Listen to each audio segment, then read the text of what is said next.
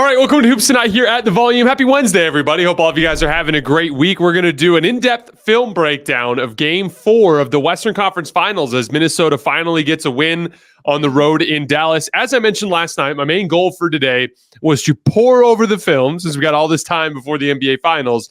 I want to pour over the film and try to see if there's anything in there that is replicable for Minnesota, anything that could lead to a sign of optimism that they might be able to turn this into a series. And it really is this simple. If Minnesota can go home and win Game 5, Game 6 becomes this pivotal moment in the series, right? It's on the road. It's in Dallas. Dallas will be favored, rightfully so. But if Minnesota can win that game, then it becomes a Game 7 at home where Minnesota would likely be favored, right? But it's very difficult to beat a team 4 times in a row, especially when they have the advantages to beat you 3 times in a row, the way that they did to start the series. Obviously, Derek Lively will be returning at some point as well to complicate things. But I have a long film session for you guys. We have 46 clips that we're going to go through from this game. I'm going to start off the top with just a little bit of a monologue on big picture stuff that I took away from the film session, and then we'll get into the clips. You guys know the drill. Before we get started, subscribe to the Hoops Tonight YouTube channel so you don't miss any more of our videos. Follow me on Twitter at _JasonLT so you guys don't miss show announcements. Don't forget about our podcast feed, wherever you get your podcasts under Hoops Tonight, and then keep dropping mailbag questions in the YouTube comments so we can keep hitting them throughout the rest of the postseason. All right, let's talk some basketball. So before we get into the film, a couple major takeaways. First of all, Kyle Anderson was one of the biggest MVPs of this game, in my opinion. Not just the stuff that we talked about last night, like the big off-ball screens that he set for Karl-Anthony Towns. We're going to hit those in the film again as well. Not just the offensive rebounding, but there was a specific thing that he was doing with Luka Doncic in his on-ball possessions that I thought was super important. Outside of a little stretch in the second half, he did a really good job of staying out of jail. What that means is not getting into trail position on Luka Doncic. When Luka gets you into trail position, you're dead to rights. And one of the main reasons why is he can start to methodically work downhill. It kind of operates as a reverse post-up where he keeps you trapped on his backside while he kind of methodically works downhill. And then from there, he can just wait for the help defenders to make a decision and then make reads out of it. And he did a really good job throughout the game of just kind of avoiding that. That goes to everybody as well. Ant and Jaden McDaniels and their reps on Luka also did a much better job in this game of just kind of fighting through contact and getting back in front of Luka so that their help defenders didn't have to make as aggressive help moves that could get them out of position where Luka can pick them together with the pass. So pick them apart with the pass. So shout out to Kyle Anderson. He was really good. He's going to be heavily featured in the film session today. Anthony Edwards, I thought, was just brilliant in the entire fourth quarter. In addition to the shots that he was hitting, just a lot of really quality kick-out passes and skip passes. I thought he just did a brilliant job of kind of manipulating things in the half court and had by far his best game of this series. I thought he was the best player on the floor last night. Dallas had a lot of lapses on the defensive end, somewhat to be expected. You're heavily favored. You're at home. You've dominated this matchup. You don't have the urgency that Minnesota has. Like, to put it simply, they're fighting for their lives, and you have 4 chances to beat them once. It's not possible to replicate that sense of urgency. PJ Washington, in particular, had a nightmarish defensive game. He's going to be heavily featured in the film session today. Just overall, though, as a team, they just weren't quite as locked in as they are capable of being, and they certainly will have to be at some point in the next week if they're going to close this series out. Minnesota went with a huge lineup down the stretch of this game. They put in Kyle Anderson for Mike Conley. And so they ran a lineup that had Gobert and Karl-Anthony Towns with Jaden McDaniels, Kyle Anderson, and Anthony Edwards. That is an absurd amount of size, an absurd amount of length, and a ton of really, really high-level defensive personnel. Now, obviously, the spacing can be an issue with a group like that, but I thought Kyle Anderson was really useful off the ball in terms of just making himself a threat offensively, either as a screener or as a cutter, so that he was, kind of trying to maximize the spacing the best that he could. And then a big part of it was Karl-Anthony Towns and Anthony Edwards made their over-the-top shots. I talk about this a ton on the show, but one of the biggest ways to counter spacing issues is just to be really good at hitting shots over the top of defense. It doesn't matter how packed the paint is. If you can rise and fire somewhere outside of 15 feet and knock down shots over the top of contests. And that was where Cat and Ant made their money last night. Again, they hit something like 11 jump shots last night, and Luka and Kyrie combined to make 6. It was one of the bigger differences in the game. So the question is, what is replicable for Game 5? What are things that Minnesota discovered in this game that they can continue to use moving forward to attempt to try to make this more of a series? First of all, I really liked the Jaden McDaniels on Kyrie Irving matchup. I thought that was the right way to go. We talked about it last night, but you can't cut off the head of the snake. Luka's too good, but you can make things tougher on Kyrie, and they did in this game in large part with the Jaden McDaniels move. Really liked that. 2, the Kyle Anderson in for Mike Conley lineups. I liked it. Give yourself the best chance to get stops and to get out in transition. Again, that group 2, it puts the pressure on Ant and Karl Towns to make over-the-top shots, but they were going to have to do that anyway. It's not like with Conley on the floor, all of a sudden Gafford's not under the rim waiting for you, right? So, I kind of liked that move just to lean more into defensive personnel. It also puts them in a position where Kyle Anderson and Jaden McDaniels can take the Kyrie and Luka assignments and put Ant in a position where he doesn't have to be as active on the ball defensively. 3, the overall level of defensive commitment. This was their best and most physical defensive game. That's something that they can absolutely bring back to the table in Game 5. Lastly, though, it just is going to come down to the pull-up shooting. And Ant and Karl-Anthony Towns beat Luka and Kyrie in Game 4. They're going to have to do that again. And it just feels like a long shot that it's going to happen 3 times in a row. And that's why I still feel pretty confident that Dallas is going to close this series out. But there are absolutely some things that Minnesota has figured out to this point through Game 4 to give them at least a decent chance to do this. Again, it's not likely, but I do think they have a chance. You go home and you win Game 5. That's a home game that you absolutely, as a desperate team facing elimination, can win a game at home. This is not a matchup where Dallas is overwhelmingly more talented than Minnesota. From there, it's just win one game. On the road in Game 6, then in Game 7, anything can happen, right? So a pathway's there. There's a tiny little crack in the door. It's very, very unlikely, but at least there's some drama centered around this series in a way that it didn't seem like 24 hours ago. On that note, let's get into the film. Again, we got a long film session today. We're going to be bouncing around all over the place, working through the game in a linear fashion here. We're this close to crowning a new NBA champ, and with the action heating up on the court, it's even hotter at DraftKings Sportsbook, an official sports betting partner of the NBA. There's only so many games left, and DraftKings Sportsbook has you covered with same-game parlays, live betting, odds boosts, and so much more. Don't miss out, or you'll have to wait until next NBA season to place your bets. It's super easy for first-timers to get started. Try betting on something simple, like picking a team to win. Go to the DraftKings Sportsbook app, select your squad, and place your first bet. It's that simple. The championship odds right now, as we head into the conference finals, according to DraftKings, Boston's at -150, the Timberwolves at +275, the Mavericks at +500, and the Indiana Pacers, a long shot, at +2,500. New to DraftKings, listen up. New customers can get a no-sweat bet up to $1,500. Just deposit at least $5, and you'll get a bonus bet back equal to your first bet if it doesn't hit. Download the DraftKings Sportsbook app now and use code HOOPS. That's HOOPS. That's code HOOPS for new customers to get a no-sweat bet up to $1,500 if your first bet doesn't hit. Only on DraftKings. The crown is yours. This was Cat's first 3, and I thought it was a really good example of why it's important to kind of build your game inside out rather than focusing on over-the-top shot making to start.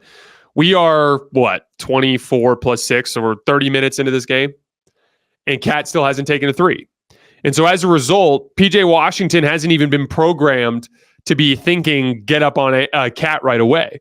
He's kind of pinned on the screen from Jaden McDaniels, and even when the pass gets completed, watch how the lack of urgency from PJ. Cat has the ball at the three-point line. There's a lack of urgency.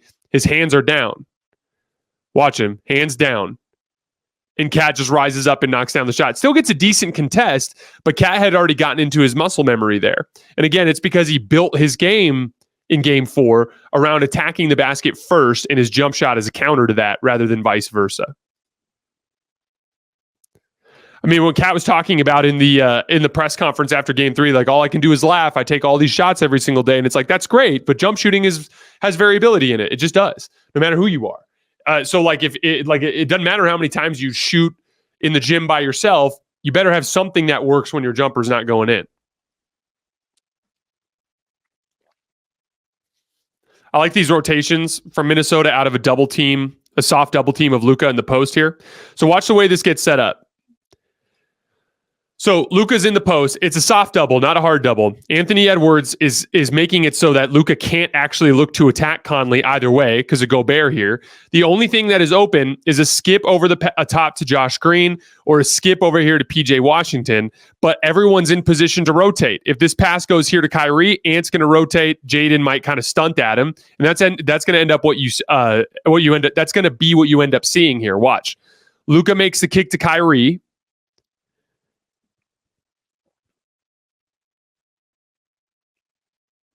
He kind of tries to manipulate and get the guys commit a little bit more, makes the kick. Watch the stunt from Jaden. Boom, stunt. That's going to make Kyrie think instead of shooting, he's thinking passing because Jaden stunted. Had he not done that, he probably just pulls up from three because Ant's a step slow. Swing pass over, Jaden closes out and is able to get to PJ. And then the second piece of this, watch Karl-Anthony Towns. As soon as the pass is thrown, he disengages from Gafford, and now he's in position to rotate on the weak side. Chase him off the line, drives into the lane, really good defense, forces him into a tough contested hook shot to get a stop. This is just a really impressive closeout attack from Naz Reid. Off of the DHO here, nail help, kick, pump, drive left, snake into the lane, bucket. Bad closeout from PJ Washington. Watch his footwork here. So as PJ Washington closes out, look at where his feet are. And you want to send him towards the sideline, that's fine, but this is way too open of a stance. You can accomplish this with a less open stance. As a result, Naz can just easily go right around him, get into the lane. Like that little slalom move around Gafford, too, to get in there. All right, here's our counter for Minnesota against the stack pick and roll, which I thought was fascinating. So Dallas is going to come down in the same setup.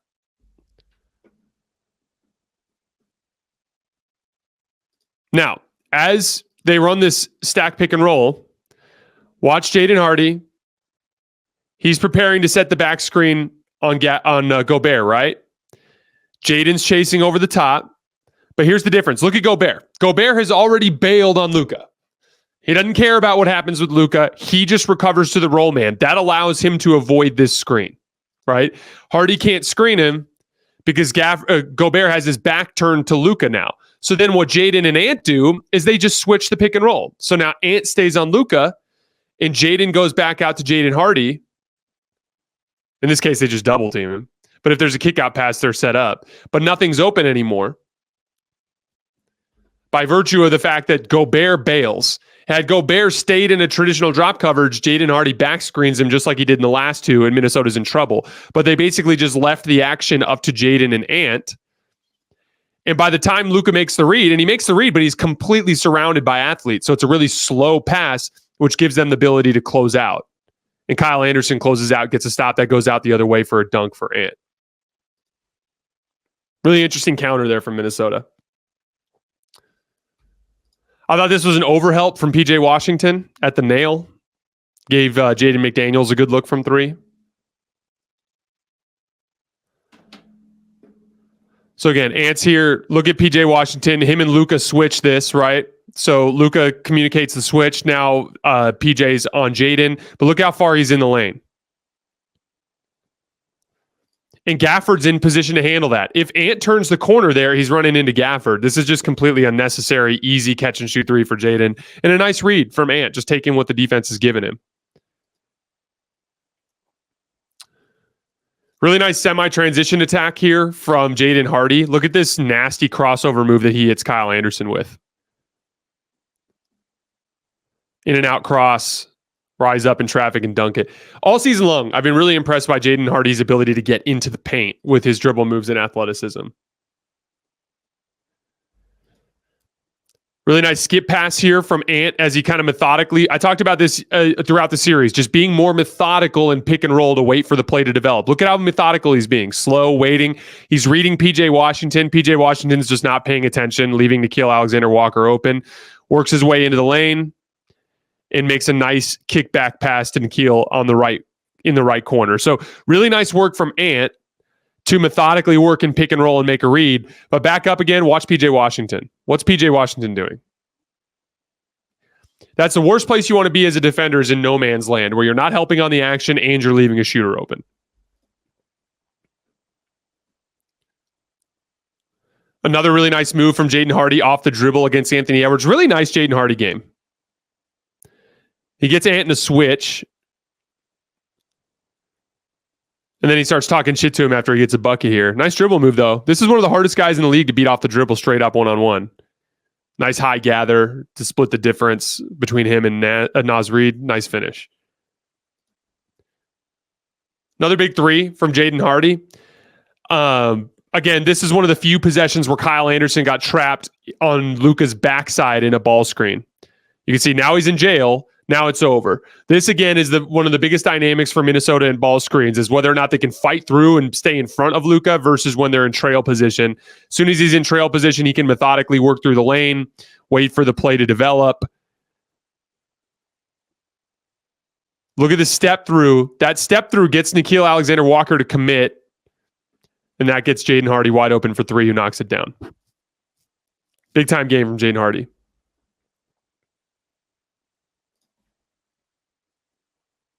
Same thing. Ball screen. Luka gets Kyle Anderson in jail. Now Luka can slowly work downhill, see what develops. Oh, I got Naz Reid in help. Now Derrick Jones drives the closeout, makes the drop-off pass to Gafford.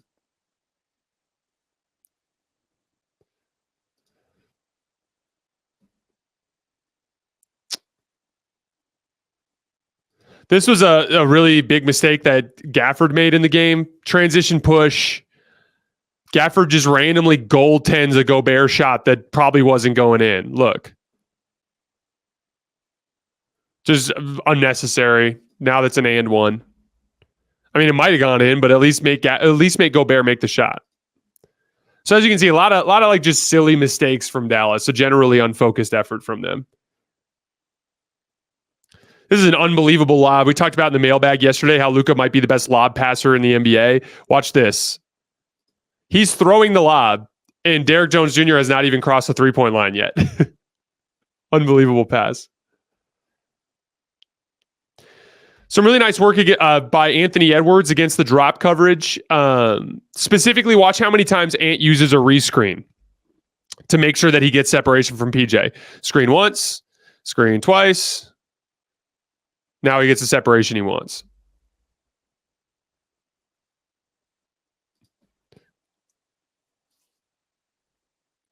I like this little driving drop-off from Cat to Gobert. So just nice work from Cat getting leverage against PJ Washington and getting downhill. PJ gambles. And I mean, again, like this is another mistake from PJ. Gambles on that side against the basketball. Now Cat has the angle to drive. Now PJ has just taken away his ability to contain Cat on the drive. He wrestles the ball away and just quickly goes around PJ. That engages Gafford in help. Nice job jumping to make Gafford jump before he makes the drop-off pass. Now it's an easy dunk for Gobert. So yeah, a lot of bad from PJ Washington in this game.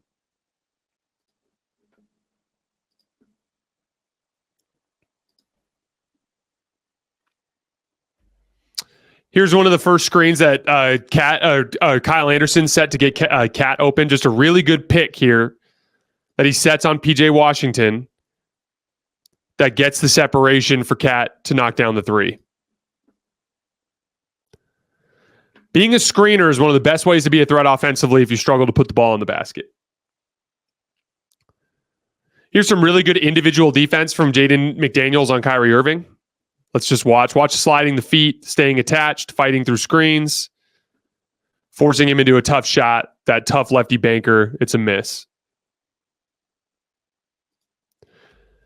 Going the other way, this is the back screen that Kyle Anderson set. One of the things I really appreciated about this play is Kyle Anderson orchestrating the low man setup. So again, as Ant is working, look at the setup of the floor. So Luka Doncic is the guy that's most likely to sink into the lane and help, right? That means that this guy in this corner is most likely going to be the open shooter when the play develops. Kyle Anderson sees this coming and knows, I'm not a very good corner three-point shooter. I'd rather have Cat be the guy who gets the shot. So watch him waving at Cat. Hey, Cat, come down here. You need to go to the corner, so that you end up being the recipient of this pass. He's screaming at him, clapping at him, go, get into the corner, get into the corner. So now, when everyone's zoning up on Ant and he beats PJ Washington off the dribble, once again, an unnecessary gamble from PJ, just gambling on that left-hand side. Every time he's reached in, he's been beat off the dribble here. But now, as Ant gets into the lane, now Karl-Anthony Towns is the beneficiary of whatever that kick out pass is to the weak side corner. What I like here from Kyle Anderson, too, he's kind of playing in between Kyrie and Luka, waiting to see which one of them closes out. Then when Ant throws the pass, and he's signaling for it the whole time. So he's signaling, throw the ball to Cat, throw the ball to Cat. Ball gets thrown. Kyle Anderson sees Kyrie is the guy who closes out. He sets a screen on him. This is called a pin-in flare. Whenever you hear someone talk about a pin-in flare, that's what it is. All it means as a pin-in flare is the guy who's in the dunker spot, and Kyle Anderson is more or less operating in the dunker spot extended up a little bit, but he's in the short corner, right? The guy in the dunker spot sets a pick on whoever closes out to the guy in the corner after the skip pass. That's what a pin-in flare is. But really nice setup there from Kyle Anderson throughout the whole possession. Again, this is a big lineup. Look at this lineup. And this is the lineup that Minnesota used to get a lot of stops down the stretch of this game. Jaden McDaniels, huge elite wing defender. Kyle Anderson, huge elite wing defender. Rudy Gobert, something like the 5th best defensive player in the entire world. Anthony Edwards, one of the best individual isolation defenders in the league, even if he struggles navigating screens, right? So in order for this to work offensively, there has to be smart off-ball positioning. And we just saw a lot of that there from Kyle Anderson.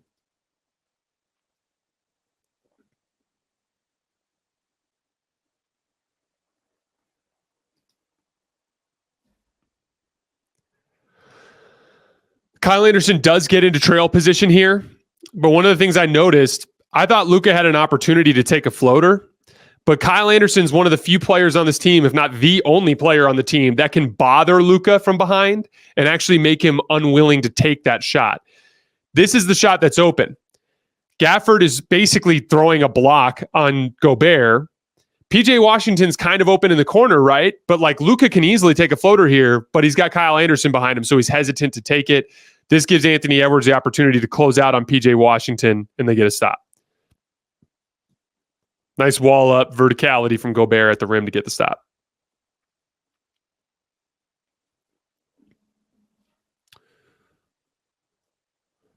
Remember last night when I talked about how, as we look forward to Game 5, the problem isn't going away, and I was referencing the fact that rim protection is still a problem for Minnesota and that Dallas still has it even without Derek Lively. This is a great example of that.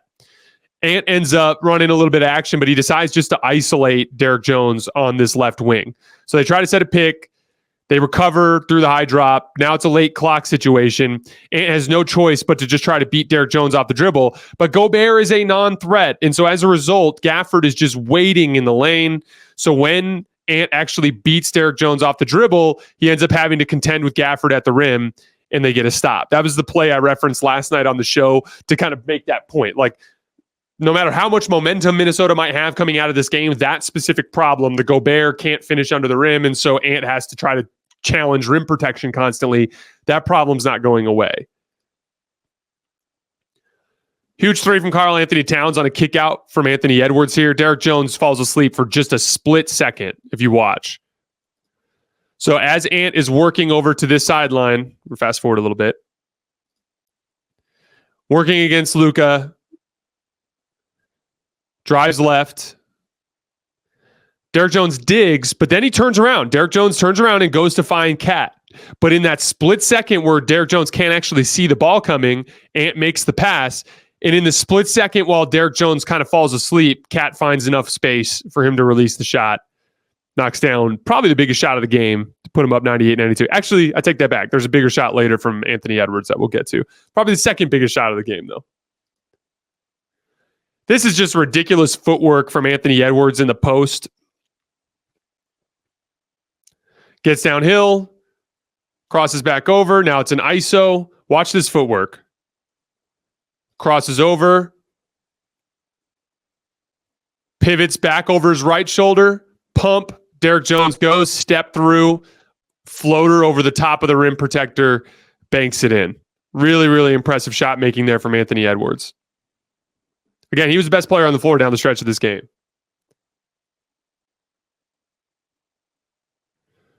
This is Anthony Edwards' dagger that he hits here on the right side. I was thinking about this earlier. This is a big shot in Anthony Edwards' career. It's 100-97. It's a one-possession game. There's 55 seconds left. Continually in this series, Minnesota has found themselves in situations like this and lost the game. And him hitting this shot basically iced it to keep his team alive in the Western Conference Finals. We'll just let it play out. But this is a big-time shot in the early career of Anthony Edwards. Ball screen. Crossover dribble into the lane. Big-time shot. Look at how balanced he was, too. This was very, very poised, very easy, confident-looking, smooth jump shot from Anthony Edwards. And then the last possession, a blitz of Kyrie Irving. Watch the ball pressure from Gobert and Jaden McDaniels to force the deflection. So again, the blitz, Kyrie's dragging the blitz over. He wants to make a skip pass to somebody. Presumably he's trying to throw this to Derrick Jones Jr., but look at Gobert pressing the ball. The pressure forces the turnover right to Kyle Anderson. Now the game's over. So again, like I talked about last night, I wanted, there's a lot of focus on the Lively injury, and obviously that plays a role, but just credit Minnesota. They played a hell of a game. Like Anthony Edwards played his best game of the series. They defended a lot better than they have in any other game in this series. A lot of key little offensive geometry stuff with Kyle Anderson on the floor there, going to that big lineup. Credit the Timberwolves. They came out, they outplayed Dallas. They deserved to win that game. I believe they would have won that game even if Derek Lively played. It's tip of the cap to them. Again, it's just really difficult for me to envision them out executing Dallas like this 3 additional times in a row, especially considering it's kind of a weakness of theirs and has been a weakness all season. Not so much for Dallas, right? So my guess, if I had to pick something, I'd put tomorrow night's game as about a 50-50 split. I give Dallas actually maybe even a tiny bit bigger chance of winning, maybe like a 55-45 type of chance to win. But it's just really difficult for me to imagine Minnesota going on the road on Saturday against a desperate Dallas team in Game 6 to win. So I'm going to pick Dallas to win. I'll go ahead and pick them to win in 6, but I do think that they have a good chance to close it out in 5 tomorrow night as well. But there is a pathway for Minnesota here. If they can replicate these things that we talked about in the film session today, they absolutely have a chance. It's just it's a long shot, and it's going to depend on Anthony Edwards just rising to the occasion the way that he did last night 3 consecutive times in a row. All right, guys, that is all I have for today. As always, I sincerely appreciate you guys for supporting me and supporting the show. We have no show tonight, obviously, with the Eastern Conference Finals being over. We'll see what we decide to do tomorrow morning. We may take the morning off. As a matter of fact, we probably will take the morning off. So I'll just plan on seeing you guys on Thursday night after the final buzzer of Game 5.